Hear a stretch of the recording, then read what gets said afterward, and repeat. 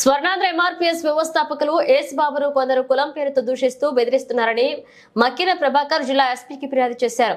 ఓ case విషయంలో రాజీకి రావాలని ఫోన్ చేసి కులం పేరుతో దూషిస్తూ బెదిరిస్తున్నారని ఆయన తెలియజేశారు. ఎస్ బాబును దూషిస్తున్న వారి ఫోన్ రికార్డ్ పోలీసులకు ఇవ్వడం జరిగిందని, ఆ వ్యక్తుల పేర్లు కూడా పోలీసు వారికి ఇవ్వడం జరిగిందని చెప్పారు. పోలీసులు తక్షణమే స్పందించి తమకు న్యాయం చేయాలని, వారి బారి నుంచి కాపాడాలని కోరారు.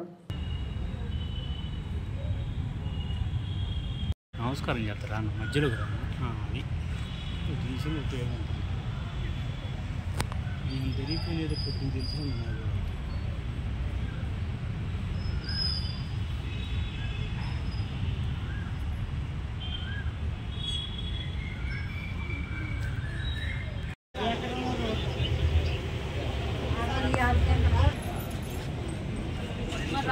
ఎవరో కళ్ళు టైం అయిపోతుంది.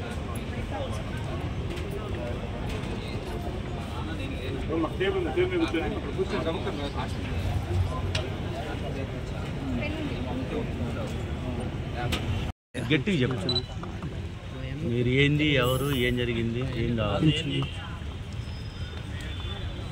నా పేరు మక్కిన ప్రభాకర్. నేను స్వర్ణాంధ్ర ఎంఆర్పీఎస్ గుంటూరు పల్నాడు జిల్లా ఇన్ఛార్జిగా పనిచేస్తున్నాను.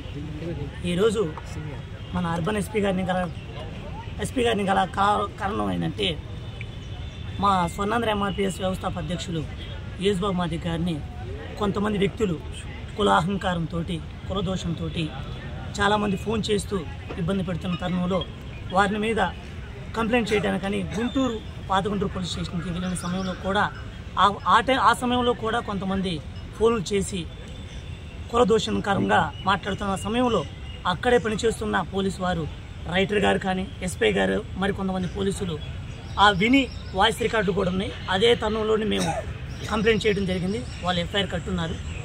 మనం నాగరికత కలిగిన సమాజంలో ఉన్నామా, అనాగరికత కలిగిన సమాజంలో ఉన్నామా తెలియకున్న పరిస్థితులు ఉంది. ఎందుకంటే కొన్ని వందల సంవత్సరాల క్రితం దళితులు, ఎస్సీలు, ఎస్టీలు, బీసీలు, అనగాని వారి కులాలు అని చెప్పని, పీడిత ప్రజలు అని చెప్పని పిలువబడుతున్న ప్రజల్ని, వారికి ఈ కుల అహంకారానికి, దోషానికి గురి కాకూడదని డాక్టర్ బాబాసాహెబ్ అంబేద్కర్ గారు భారత రాజ్యాంగంలో కొన్ని ముఖ్యమైన చట్టాలను పొందుపరిచి ప్రజలు అందరూ సమానులని తెలియపరిచారు. కానీ ఇంకా రాజ్యాంగం నిర్మించారా, లేకపోతే రాజ్యాంగం అమల్లో ఉందా లేదో కూడా లేని పరిస్థితుల్లో కూడా జరుగుతుంది.